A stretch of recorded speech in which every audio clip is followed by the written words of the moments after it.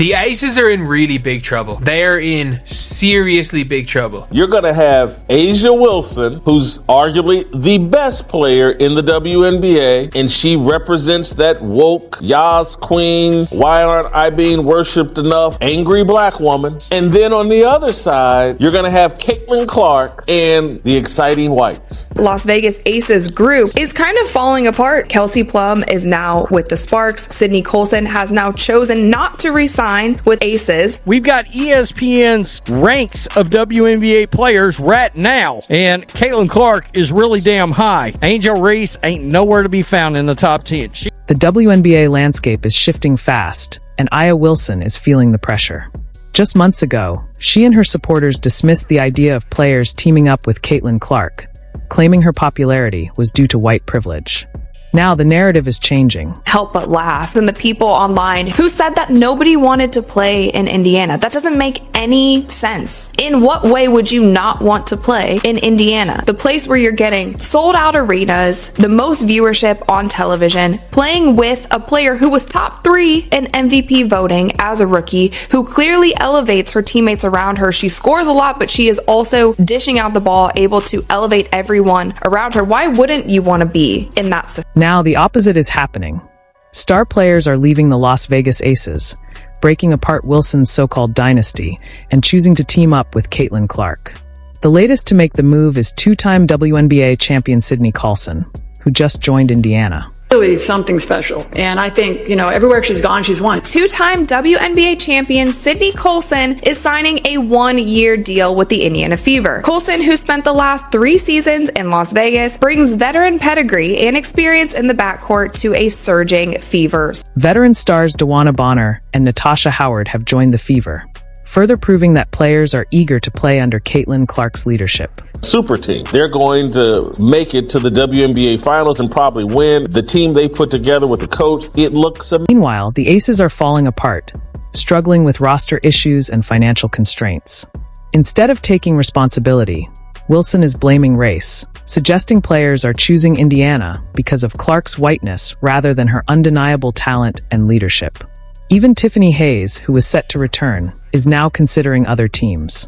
So why is Wilson being left behind while Clark builds a powerhouse? NBA has created the magical storyline. They've created conflict between black. For years, the Las Vegas Aces were considered the gold standard of the WNBA, a dominant dynasty led by A'ja Wilson, winning back-to-back championships.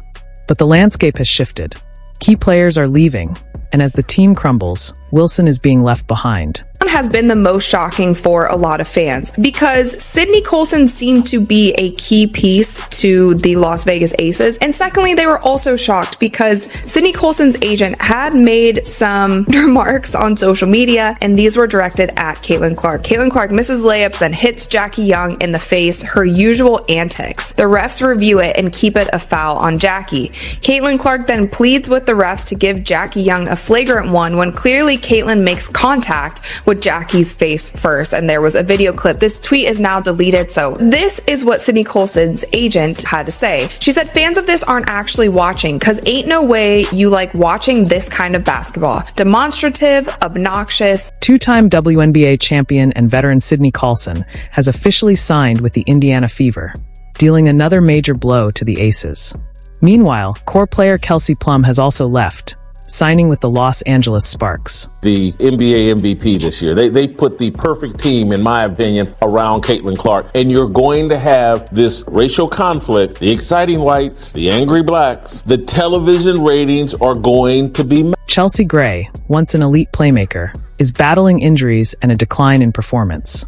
Jackie Young, another key player, is also sidelined with an injury, raising concerns about her availability.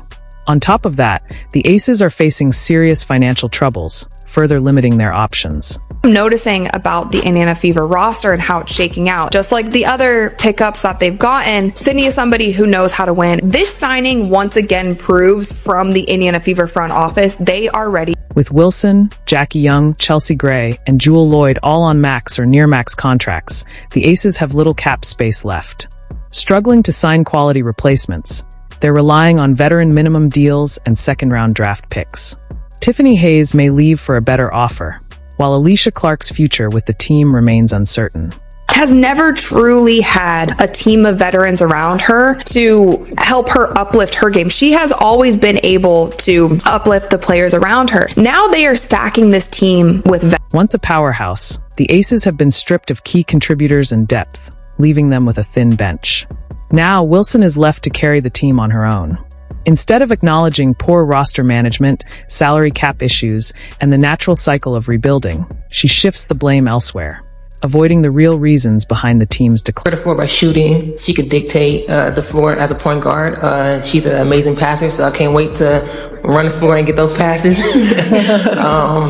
Like she just grown just this past season, just like how she take the game day by day and also just learning from other players and stuff. So I'm just really excited to be a part of this team and also ready to catch her passes.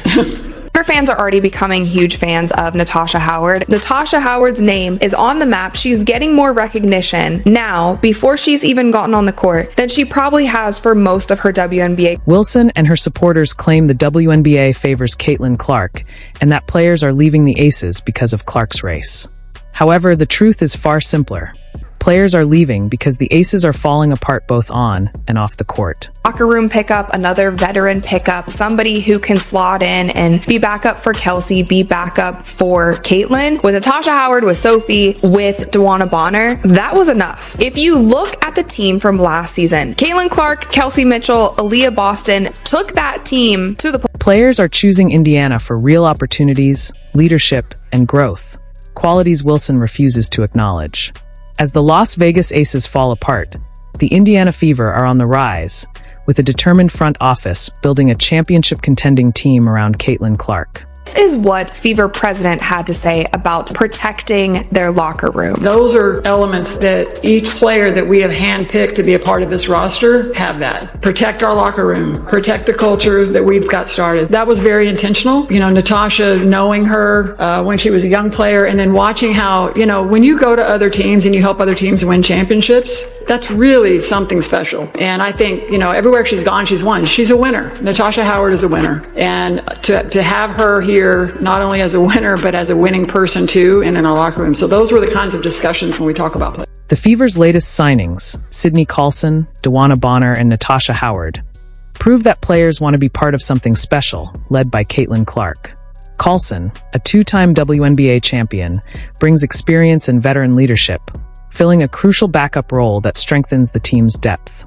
Despite past controversies, she chose Indiana, recognizing the opportunity to be part of a winning culture. Another recent signing in DeWanna Bonner. Here is what she had to say about joining the Indiana Fever. She said, "I'm extremely thankful to be joining an organization that's on the rise and committed to growing the sport of women's basketball. I'm looking forward to coming in, sharing my leadership and knowledge, and doing my part to help get this team back to its championship pedigree. But more importantly, I'm excited to get to know everyone at the organization, the front office, teammates, behind the scenes employees, and of course, the fans. I can't wait to see everyone at Gainbridge